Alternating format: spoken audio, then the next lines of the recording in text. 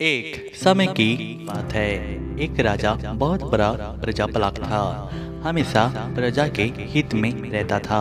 वह इतना कर्मठ था कि अपना सुख ऐशो आराम सब छोड़कर सारा समय जन कल्याण में ही लगा देता था। यहाँ तक कि जो मौज का साधन है अर्थात भगवान भजन, उसके लिए भी वह समय नहीं निकाल पाता था।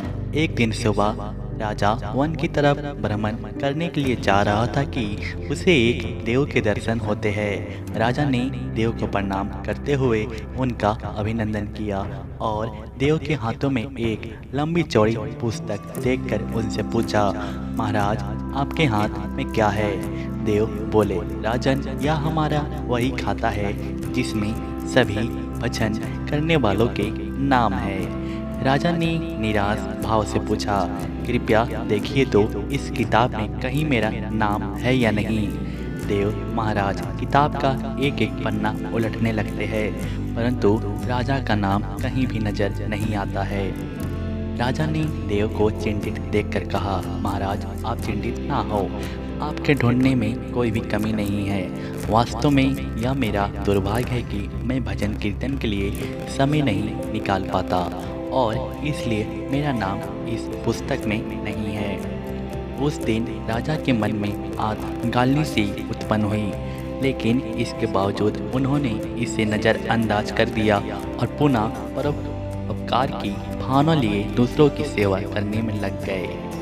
कुछ दिन के बाद राजा फिर सुबह वन की तरफ टहलने के लिए निकले तो उन्हें वही देव महाराज के दर्शन होते हैं। इस बार भी उनके हाथ में एक पुस्तक थी। इस पुस्तक के रंग और आकार में बहुत भेद था और यह पहली वाली से काफ़ी छोटी भी थी।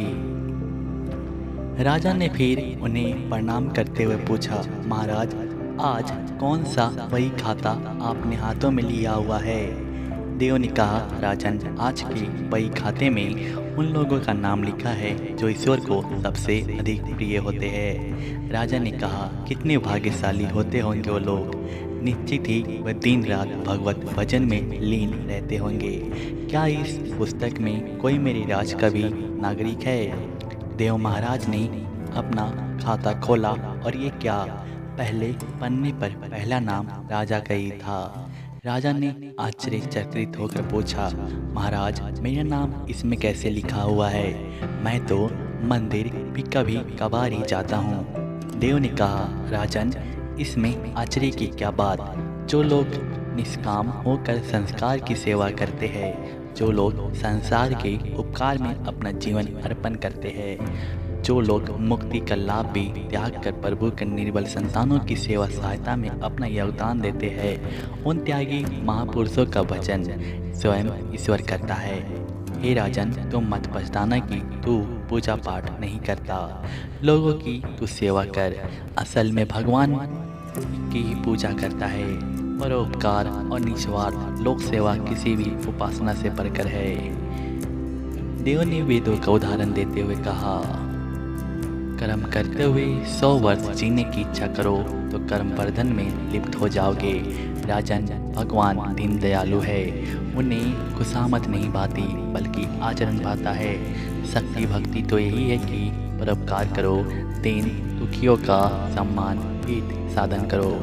अनाथ विधवा किसान और गरीब निर्धन आज अत्याचारों से सताए जाते हैं, इनकी यथाशक्ति सहायता और सेवा करो। यही परम भक्ति है और इसी भक्ति में तुम्हारी शक्ति है। राजा को आज देव के माध्यम से बहुत बड़ा ज्ञान मिल चुका था और अब राजा भी समझ गया कि परोपकार से बड़ा कोई भी नहीं और जो परोपकार करते हैं वह भगवान के सबसे प्रिय हो जाते हैं।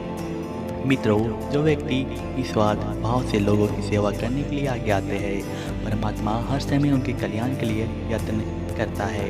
हमारे पूर्वजों ने भी कहा है, परोपकाराय पुण्यान भवति, अर्थात दूसरों के लिए जीना, दूसरों के लिए सेवा और ही से पूजा समझ कर काम करना, परोपकार के लिए सबसे जीवन को सार्थक बनाना ही सबसे बड़ा पुण्य है। और आप भी ऐसा करेंगे तो स्वयं ही ईश्वर के प्रिय भक्ति में आप शामिल हो जाएंगे।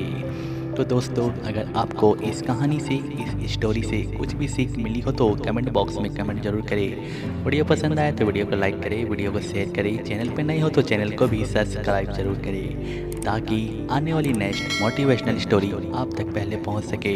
तो दोस्तों, मिलते हैं जल्दी कोई नेक्स्ट मोटिवेशनल स्टोरी के साथ।